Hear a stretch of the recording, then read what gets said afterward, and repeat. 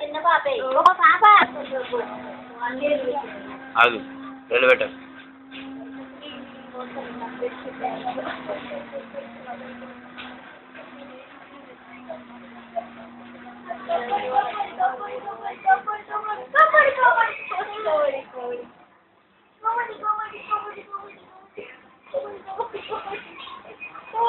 సరే హలో అను hello hello hello కాదు ఎంత తీరది ఏది మాటలు మాట్లాడతా అలా